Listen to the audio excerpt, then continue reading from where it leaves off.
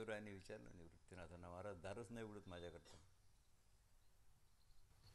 काहीतरी गडबड आहे. सांगितलं काही गडबड नाही, देव मला रोज विचारतो कोण आहे, मी म्हणतो मी नामदेव आलो.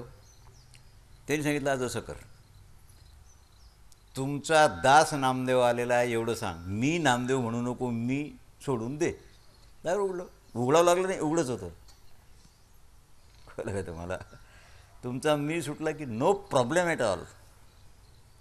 आता थोडासा वाद आहे शहाण्या लोकांचा, मी आधी की माझा आधी. तुम्ही म्हणाल आधी मी, आणि नेमकायच्या उलट मला वाटते माझ्यावर तुम्ही उभे आहात. सगळं तुमचं जे माझं माझं माझं आहे ना, हे सगळं छाटून टाकलं, तोडून टाकलं माझं, तर मीला उभं राहायला जागाच नाही राहत. हे त्याला काय, तुम्ही प्रयत्न करता, माझं नाही तसं नाही आहे. असंग शस्त्रेण दडेन चित्वा, असंग भाव. असंग भावात अहंकाराला तोडावंच लागेल. कारण सुग्रास भोजन पाहिजे असेल तर विषाला बाहेर टाकावं लागेल. म्हणून ह्या ज्या काही गोष्टी असतात, कर्म कर्म कर्म, काय कर्म? अरे कर्माचे भेद आहेत, पाप आणि पुण्य. काही लोकांच्या कर्मामुळे पाप निष्पन्न होते, काही लोकांचे पुण्य होते. दोन भाग झाले की नाही झाले? आणि याला कारण आहे चांगला आणि वाईट स्वभाव. आश्रयता हा ज्याला तुम्ही आश्रय दिला स्वभाव झाला, दुसरं काही नाही आहे. तेव्हा आता पाप पुण्याचं कारण काय? तुमच्यात अशी शक्ती आहे, हे पाप कर्म आहे, हे पुण्य काय? माझे मत कळूत, काय करू मननावर? दुर्योधनाला देवानी सांगितलं, दुर्योधना हे वाईट कामं पाप करणं बंद कर. त्याने सांगितलं, कृष्णा जानामि पापम नच मे निवृत्ती, जानामि पुण्यम नच मे प्रवृत्ती. मी पुण्यालाही जाणतो पापालाही जाणतो, पण लगेच पाप सुटतच नाही, पुण्य घडतच नाही. तर काय, प्रत्येकाच्या स्वभावात वेगळंपण आहे. रजोगुणाचा अंश फार त्रास देतो, लक्षात ठेवा. रजोगुण नितांत आवश्यक आहे जीवनात, तमोगुण आवश्यक आहे पण व्हेरी फ्यू. त्याच्यापासून तुम्ही जगू नाही शकत, पण त्याच्यावर सत्ता सत्वगुणाची लागते. रजोगुण वाढला की काम आणि क्रोध पटकन वर येतात आणि ते नेतात पापाकडे. यांना दाबून सत्वगुण वर आला तो पुण्याकडे नेतो. ज्ञानी असेल तर ज्ञानालाही काम क्रोध हे विकार निर्माण झाले की त्या बुद्धीला झाकून टाकतो. दोघांचा समन्वय तुम्हाला युक्तीनं करावा लागेल. शरीरात तुमच्या विभिन्न कोश आहेत, तारतम्य लक्षात घ्या फक्त तुम्ही. उपनिषदात कठोपनिषद माझा फार आवडता आहे, आणि तुमच्या इथे मी मला वाटते ईशावास्य सांगितलं असेल. ईशावास्य उपनिषद छोटंसं आहे पण फरक चांगला आहे. हा प्रसंग जेव्हा कठोपनिषदात आला त्यावेळेला यम म्हणतात, नचिकेत्या वास्तविक दृष्टी माणसाला लागते. ठीक आहे, प्राणात्मा तुम्ही कशालाही म्हणा, पण नियमन आवश्यक आहे ना. आपण व्यसन घालतो की नाही बैलाला, त्यात जुळून काम घेतो, पण व्यसन घातल्यामुळे नियमन होते त्याला. तुम्ही धर्मरूप व्यसन घालून घ्या. तुमच्या पत्नीच्या नाकात नथ आहे, ही 24 तास घालण्याची प्रथा होती पूर्वी. नथ पतीची आहे, घालावी ही न पाहावी त्याने, पण ती अशा ठिकाणी छिद्र करून घातलेली आहे त्याच्यामुळे पत्नी आज्ञेत वागेल. कारण 18 नाड्या आपल्या शरीरात आहेत. त्यात गांधारी एका नागपुडीतून आहे, कुहू दुसऱ्या नागपुडीतून आहे. काही राष्ट्रातल्या स्त्रिया दोन्ही नाकात नथनी घालतात, पण महाराष्ट्रात एक घालतात. त्याचं वजन ठरलेलं आहे, तोळाभर हवं आहे. कारण ज्या वेळेला छेदतो आपण त्या व्हेनला छेदावं लागतं. सोनार लोकांना माहीत असते कुठे कान टोचावं, कुठे नाक टोचावं. त्याच्यावर तोळाभर वजन पडलं गांधारीवर की तिच्यात जे एक संक्रमण निर्माण होते, त्याच्यामुळे आज्ञाधारकता येते. कळलं की नाही? आणि नियमबाह्य वागता येत नाही. तारतम्य आहे. बुद्धी, आता त्याला विज्ञानात्मा म्हणावं की नाही, हे पुढे चालून भगवंतानी कर्मयोगाची जुनी परंपरा सांगितली आहे. ज्ञान, कर्म आणि संन्यास. मी माझे ऐसे आठवण विसरले जायचे अंतःकरण पार्था तो संन्यासी जाण निरंतर. तुम्हाला स्मृती नाही, आठवण नाही, मी आणि हे माझं, त्याला संन्यास म्हणावं. भगवं वस्त्र संन्यास नाही, मुंडनतंडन काही नाही आहे. याच्याकरता भौतिक शरीराला जे मागचे जन्म आणि पुढचे मिळतात त्याचा समन्वय लावू नका. फक्त जी जातिस्मर जीव असतात, शुचनाम श्रीमताम गेहे योग भ्रष्टो विजायते, अभ्यास करत असताना ज्याचं शरीर पडते तो पवित्र आणि श्रीमंत कुलात जन्म घेतो आणि पुढे अभ्यास करतो. एवढं जर सोडलं तर मागच्या जन्माला काही अर्थ राहत नाही. ईश्वर तर अजन्म आहे, अव्यय आहे, प्रकृतीचा अधिष्ठाता आहे, स्वामी आहे. आणि स्वयं स्वतःच्या मायेनं स्वतः अनेक योनी जन्म घेतो. वराहही झाला, सिंहही झाला, कासवही झाला. कोणाच्या मायेनं झाला? दैव हिशाक ते मी नंतर सांगतो. पण स्वमायेनं प्रगट होतो तो. स्वमायेनं प्रगट व्हायला आपली व्यवस्था बुद्धीबरोबर लावलेली आहे, देवाची बुद्धीबरोबर नाही. कारण त्याला बुद्धी धारण करावीच लागत नाही. बुद्धीचे वैभव अन्य नाही दुजे एका किशिराचे सकळ सिद्धी. बुद्धीचा पती परमात्मा आहे आणि पिता गुरु आहे. त्याच्यामुळे देवाचा आपल्या बुद्धीशी संबंध आहे, त्याला बुद्धीचं कामच नाही. कारण बुद्धी जाते पदार्थापर्यंत, तो आहे चेतन. जड बुद्धी घेऊन करेल काय? तो स्वतः चेतन असल्यामुळे चेतनापर्यंत जायला बुद्धीला पास करावं लागते. मटेरियल पदार्थ म्हणजे मटेरियल, बस बुद्धीची पोहोचच तिथपर्यंत आहे. म्हणून तो स्वमायेनं स्वतःला प्रगट करतो. हे अवताराचं रहस्य आहे. कधी प्रगट करतो? मग यदा यदा हि धर्मस्य ग्लानिर्भवति भारत अभ्युत्थानम अधर्मस्य तदात्मानं सृजाम्यहं परित्राणाय साधूनां विनाशाय दुष्कृतां धर्मसंस्थापनाय संभवामी. 4थ्या अध्यायात ज्ञान कर्म संन्यास योग जो आहे याचं मुख्य तत्व आहे. आदर्श व्यक्तीची व्याख्या आहे, ज्ञानाचा अभ्युदय आणि अनासक्तिमय कर्मयोग. ज्ञानाचा अभ्युदय आणि अनासक्तिमय कर्म, हा कर्ममार्ग ही अन्वयी आहेत. ब्रह्मयज्ञ आणि ब्रह्मार्पण यज्ञ हे तर काही मी सांगत नाही तुम्हाला. ब्रह्मयज्ञ कशाला म्हणावं आणि ब्रह्मार्पण यज्ञ कशाला म्हणावं हे तुम्हाला नवीन शब्द आहेत, माझ्या श्रोत्यालाही नवीन आहेत. ब्रह्मयज्ञ, ब्रह्मार्पण कसं काय होईल? अनासक्ती मी तुम्हाला सांगितलं ठीक आहे. आता कुठे कुठे सूर्याने सांगितलेला ज्ञानयोग आहे, पण ब्रह्मयज्ञात ज्याच्याकरता आपण करतो हा अर्थ घ्यायचा. आणि ब्रह्मार्पणात हैरूभूत ब्रह्माने ब्रह्मरूप होऊन ब्रह्मार्पण कर्म करणे ब्रह्मयोग झाला, दुसरं काही नाही आहे. सगळं ब्रह्मार्पण. ब्रह्म एक अनेक नाही, नाही, जे जे दृष्टी दिसे ते ते हरिरूप. प्रत्येक कर्म जर कृष्णार्पण असेल आणि कर्मयोग आणि कर्मफल 5व्या अध्यायात कर्मसंन्यास योग आहे. फार गोड अध्याय आहे. अर्जुन सरळ प्रश्न विचारतात, प्रश्न सरळ असावा. तेव्हा मला एक सांग, ज्ञान आणि कर्मात माझा अधिकार पाहून मला योग्य काय आहे? हे लक्षात ठेवत जा बरं. आम्हाला अध्यात्म सांगा तसं नाही हो. तुम्हाला अध्यात्म पचण्याची पात्रता आहे काय? लोहिया महाराजकडे मी होतो शिकायला, पाठाकडे एक शेटजी आले सोलापूरचे.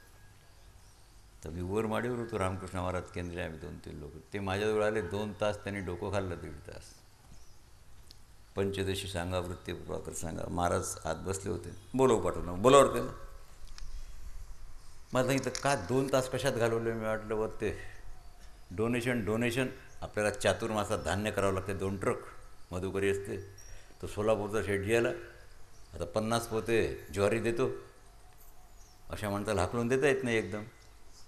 काय विचारलं त्याने? सांगितलं पंचदिशी विचारलं वृत्ती प्रभाकर. आणि तू मूर्खासारखं त्याला सांगत बसला.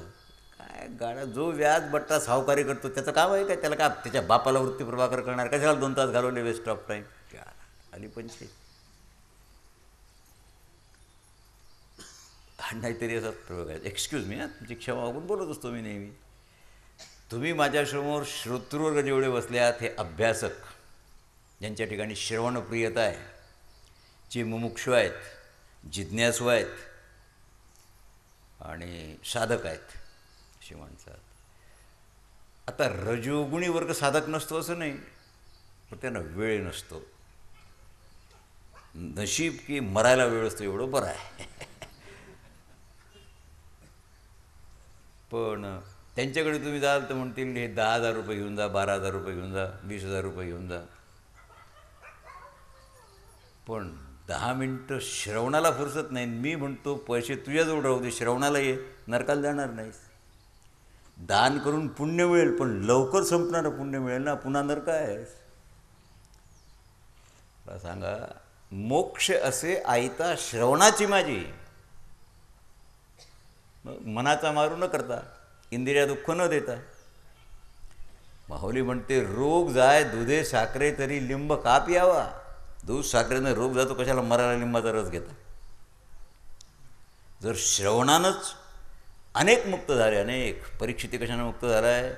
ध्यान धारणा तप केलं, फक्त श्रवण. श्री विष्णू श्रवणे परीक्षबोध वैयासकी चिंतने, प्रल्हाद स्मरणे तदंग्री भजने, लक्ष्मी पृथु पूजने, अक्रूरस्त्वभिवंदने कपिपते दासेध सख्यर्जुन, सर्वस्वात्मनिवेदने बलिरभू कृष्णाप्तिरेशां परम. 9 मार्ग आहेत ते, 9 विधा भक्तीची. झाले मुक्त सगळे. आणि पहिली भक्ती श्रवण भक्ती आहे. श्रवणम कीर्तनम विष्णू स्मरणम पादसेवनम अर्चनम वंदनम दास्यम सख्यम आत्मनिवेदन. झाले 9. आत्मनिवेदन थोडंसं कठीण, पण श्रवण सगळ्यात सोपं. काही धक्का लागत नाही. तुम्हाला आता काय त्रास आहे? नाही, गरमी होऊन राहिली असेल तर आवाळ आहे, त्याला काही लागत नाही. पण काय त्रास आहे तुम्हाला श्रवण करताना? आहे की नाही? तर थोडा विचार करा. कृपाळू म्हणजे ते हे आहेत ना कॉन्ट्रॅक्टर, काय नाव आपलं याचं? हां वजिरे. काय कसं वजीर असेल बा कुठेतरी, दिवाण वजीर असतील ते. नाही तर वजिरे नाव पडण्याचं कारणच नाही. भाटानं सांगितलं असेल. पण त्याला कॉन्ट्रॅक्ट बेसिस, अतिशय चांगला माणूस आहे तो, कारण आम्हाला मोठा शिवरात्रीत. पण त्याला दयाने आली श्रोतेची की व लावू द्या महाराज, ते तुमचं कॉन्ट्रॅक्टच्या बाहेर मी माझ्याकडून 10 फॅन लावून देतो. इतकी दया त्यांनी दाखवली असते ना, दुधात साखर टाकली असते. त्याला दया लागते, व्यवहार नाही लागत. कमर्शियल बुद्धी असली की मग 10 पंख्याचे पैसे देता काय, कमर्शियल बुद्धी. आणि व आता हे 10 पंखे माझ्याकडून लावून देतो, ही पारमार्थिक बुद्धी. आपण आपल्या लेकराला बोलावं, दुसऱ्याला बोलू नये. कारण लेकी बोले सुनी लागे, तसं नाही. पोरीला सांगावं लागते, काही अक्कल नाही तुला, म्हणजे सुनेनी भाजी बिघडोई तिला समजावं की आपल्याकरता आहे. लक्षात घ्या. काय तुम्हाला समन्वय सांगू मी? प्रश्न विचारण्याचं चातुर्य काय आहे? कर्मयोगाचं लक्षण काय सांगाल? इंद्रिय ताब्यात पाहिजेत काय? तर हो तर म्हणता तुम्ही, पण कोण प्रयत्न करतो? आवश्यक तेवढा विषय सेवन करणे. शब्द स्पर्श रूप रस गंध चांगले आहेत. जर मौनानं मी राहिलो असतो तर बोलू शकलो नसतो ना. मौन चांगलं आहे, पण त्याच्यापेक्षाही प्रबोधक वाणी श्रेष्ठ आहे. लक्षात घ्या तुम्ही. शेतकरी कुणाला म्हणतात? जो 100 एकर शेती वाहतो, घरी बसून मजूर सांगतो, त्याला मी शेतकरी कधीच समजत नाही. शेतकऱ्याची परीक्षा आहे, तिफण चालवता येते की नाही, नांगर वाहता येतो की नाही, वखर वाहता येतो की नाही, आणि सगळ्याच्या वरची परीक्षा आहे मोठी तिफण म्हणजे कठाण तिफण जुंपता येते की नाही, तो शेतकऱ्याची अवलाद आहे. तुम्ही म्हणाल तेवढं बक्षीस देतो मी तुमच्यापैकी कोणी मोठी तिफण जुंपून दाखवावी. फक्त शेतकरी आहेत, शेतकरी दाखवता. अरे वखर तर कुणी येईल, नांगर त्याला काय लागतं, एका हातानं वाहतात, ते दुसरा हातही नाही लावला लागत. म्हणून मी म्हणतो व्याख्या कर्मपर प्रॅक्टिकली कशी असावी. देव म्हणतात, अर्जुना आवश्यकता आहे आपल्याला सगळ्याची. शब्द नसेल कसं चालेल, स्पर्श नसेल कसं काय चालणार आहे. आपण पंढरीला जातो, डोकं ठेवतो पायावर, मार खातो, 12 तास उभे राहतो, कारण स्पर्श आहे ना त्याच्या पायाचा, आपल्याला हवा आहे ना. स्पर्शापासून चालेल काय? नाही.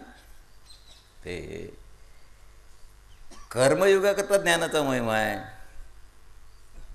आणि ज्ञानाचा अर्थ आहे मनशक्ती. बाकीचे अर्थ त्यात लावू नका, भानगड करू नका. कारण मी रात्रीचा प्रयोग सोडून दिला आहे म्हणून चिरुनिका माझ्याजवळ आहे. त्या प्रयोगानं काल 2च अध्याय झाले. आता मी 5व्या अध्यायावर बोलून राहिलो, कारण मला गीतांजली करावं लागेल, ॲक्सिलेटर ऑन करावं लागला. मी मत तुमचं जाणून घेतलं आणि समन्वय केला आहे. तुम्हाला सुख पाहिजे की आनंद पाहिजे? सुखाबरोबर दुःख आहे, आनंदाबरोबर काही नाही आहे. आनंदाचे डोही आनंद तरंग, आनंदाची अंग आनंदाची, याला आनंद म्हणावं. पण सुख म्हटलं की मला दुःख होणार नाही, आता फार मोठा भ्रम झाला ना. नक्की दुःख तुम्हाला व्हायचं आहे म्हणूनच तुम्हाला सुख मिळालेलं आहे. नक्की सायंकाळनंतर रात्र होणार आहे म्हणूनच दिवस आहे. ते दुःखेश दिग्नवना सुखेश विगत, नाना दुःखे प्राप्ती जायची उद्वेग नाहीची, ते वेगळं झालं. आनंदमयी स्थिती प्राप्त जर करून घ्यायची असेल तर काही लोक प्राणायाम योग साधना करतात, चांगला आहेत. वायू शुद्ध होतो, प्राणायाम फार चांगला आहे. पण असाधारण माणसाला चालत नाही तो. ते योगालाही साधन म्हणतात. साध्य आणि साधन एक करू नका. भगवंतांनी समर्थन केलं योगाचं, पण मुख्य काय? मुख्य आहे मन आणि बुद्धीचा संयम. याकरता 5व्या अध्यायाचा शेवट करताना 6व्या अध्यायात बी टाकलं भगवंतांनी. या अध्यायाची संज्ञा ध्यानयोग, अध्यात्मयोग, आत्मसंयम योग, संन्यास योग. आणि माऊलींनी तर एवढी बहार केली आहे या 6व्या अध्यायावर. एक एवढासा अंश सापडल्यावर संबंध योग सांगून टाकला. पवित्र आणि सुकुमार आसन, माऊलीची भाषा. आणि थोडंसं वेगळंपण आहे शंकर स्वामीच्या भाष्यात. पवित्र स्थान, पवित्र स्थान म्हणजे जिथे तुम्हाला अडथळा येणार नाही, कुठली डिस्टर्बन्स राहणार नाही, मन विचलित होणार नाही, जिथे कामाचे, क्रोधाचे, लोभाचे परमाणू नाहीत. तुम्ही योगाभ्यासाकरता घरात नाही बसू शकत, कारण हे सगळे तिन्ही परमाणू अदृश्य रूपानं तुमच्या घरात आहेत. ज्या बेडरूममध्ये बच्चे पैदा केले तिथे योगाभ्यास करता काय? शक्य आहे काय? स्वयंपाकघरात योगाभ्यास होईल काय? अनेक प्रकारचे चांगले वाईट लोक तुमच्या ड्रॉइंग रूममध्ये येतात, बैठकीत येतात, तिथे योगाभ्यास कसा कराल? How is it possible? Next to impossible. म्हणून ज्या ठिकाणी स्थान पवित्र असेल, आणि सुकुमार आसन म्हणजे बसल्यानंतर हात पाय मांडी हलवावी लागणार नाही, एखादा किडा माकोडा चावणार नाही, म्हणजे गादी टाकून नाही नाही नाही,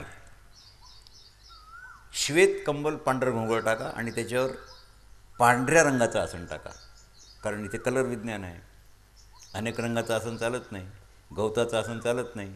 गवतासन आसन टाकाल तर गवताला जशा दशा असतात त्याप्रमाणे अनेक कल्पना मनात येतील. लाकडावर बसाल तर कठीण होईल. मऊ आसनावर बसाल तर झोप येईल.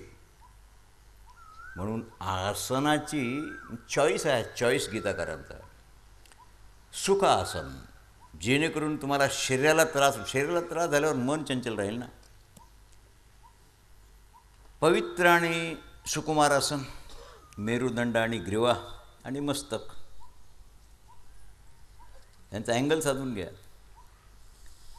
आता तुम्हाला ध्यान करायचं आहे धारणे करता, धारणा करायची आहे समाधी करता.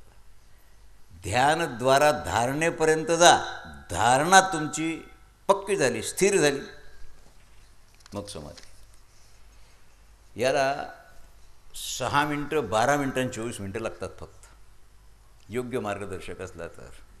जास्त धानाचं काम नाही.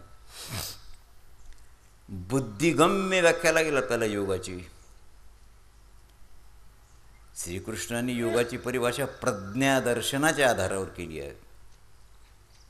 प्रज्ञाबुद्धी. योग म्हणजे कोणताच चमत्कार नाही आहे. आणि शरीराला त्रास आणि पीडाही नाही आहे, त्याला योग म्हणत नाही. जो फार खातो जेवतो तो कधी योगी होऊ शकत नाही. हे सगळं लक्षात ठेवा. युक्त आहार विहारस्य, युक्तीचा आहार, नीतीचा व्यवहार, वैराग्य हे सार करावया. आहार विहार शब्द कळले काय? आहार म्हणजे बाहेरचं आत घेता जी वस्तू, त्याला आहार म्हणतात. विहार म्हणजे तुमच्यातलं बाहेर टाकता हा विहार. फॉलो.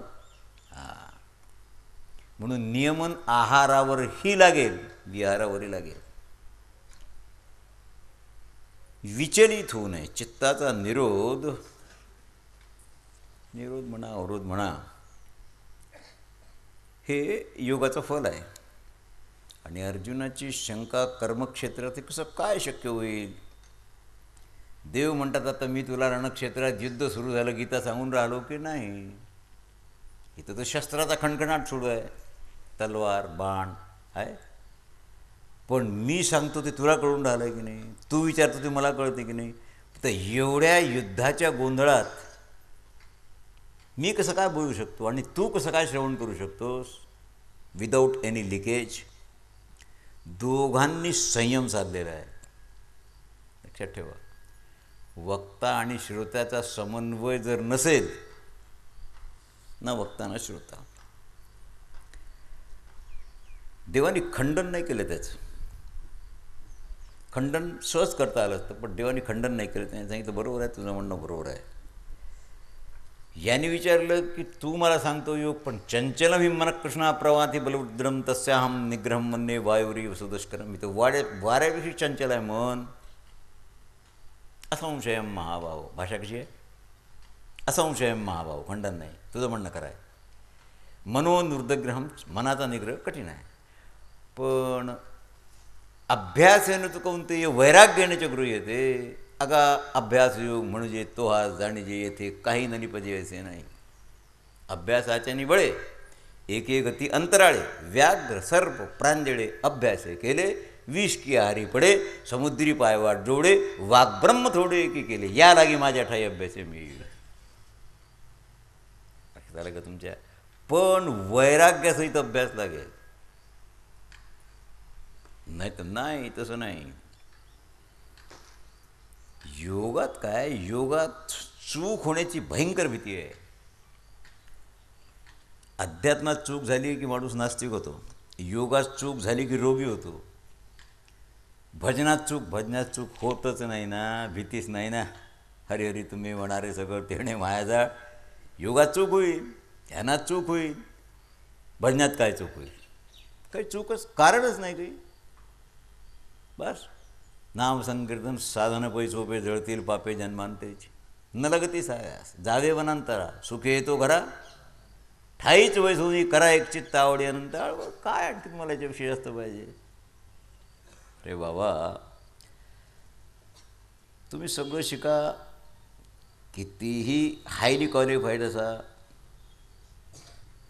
थोडीशी जिज्ञासा आहे का तुमच्या ठिकाणी योगाची? योग याचा अर्थ समत्वम योग उच्यते आहे काय? आता तुम्ही तर मित्राला मागून तर त्याला जागा देता या, आणि शत्रूला तर त्याला म्हणता मागं बसा. मागून येऊन पुढे येता काय? काय कसा काय योग कराल तुम्ही? बुद्धीचं समत्व कसं साधाल? इंद्रियवस्था सिद्धिप्राप्त वगैरे वगैरे. योग फार चांगला आहे, पण करायला कठीण आहे. नामस्मरण अति सोपं. अपिच्चेत सुदुराचारो भजते मामनन्यभाग साधुरेव संमंतव्य सम्यक व्यवसितो ही सह क्षिप्रम भवती धर्मात्मा. क्षिप्र म्हणजे तत्काल. मोठ्यात मोठं प्रमाण तुकोबरायचं कोणतं आहे? याला मुखीनाम हाती मोक्ष ऐशी साक्ष बहुतांची. वेळ सांगितलं, यहाँ टेम की जरूरत नहीं है. मुखी नाम आणि हाती मोक्ष. मग आता कसं कराल? कुठे वळाल? 7व्या अध्यायात ज्ञान विज्ञान योग आहे. लहानसा अध्याय पण खडीसाखर आहे. उसाचा रस गोड असतो की नाही? गोड आहे. उसापेक्षा संस्कार झाला की साखर आणि गूळ याला किंमत जास्त आहे. साखरेवर संस्कार केला की खडीसाखर, खडीसाखर त्याच्यापेक्षा गोड, त्याच्यावर संस्कार केला की कंद, मग त्याच्यापेक्षा गोड पुढे काही नाही. रसापासूनच की नाही सगळं, पण एकावर संस्कार करावे लागले. 7व्या अध्यायात ज्ञान विज्ञान योग आहे. तर ज्ञान विज्ञान योग सरळ सोपं सुटसुटीत सांगण्याचा प्रयत्न मी करतो. एकामुळे नाना भाव. विज्ञान, विज्ञानाचा सरळ अर्थ असा आहे, प्रकृतीचं नवनवीन जाणण्याचं जे ज्ञान त्याला विज्ञान असं म्हणतात. अध्यात्मात एकच ज्ञान, फक्त एकालाच जाणणार. एकाला जाणलं सगळ्याला जाणलं. पण विज्ञानाचं तसं नाही. पूर्वी जे विज्ञानात प्रगती होती ती आज किती भयानक आहे. प्रकृतीचं नवनवीन ज्ञान, देवाचं नाही. जगत प्रकृती कार्य आहे, साक्ष परमात्म्याची आहे, म्हणून प्रकृतीचं नवनवीन ज्ञान. ज्ञानम विज्ञान सहितम यज्ञात्वा मोक्षसे. 9व्या अध्यायाच्या वेळेला सांगतो तुम्हाला. आता सृष्टी प्रक्रिया सुनिश्चित पाहिजे. अपरा प्रकृती आणि परा प्रकृती आणि ईश्वर. परे हुनी परी वैख वै, दुरी हुनी दुरी ब्रह्म आहे.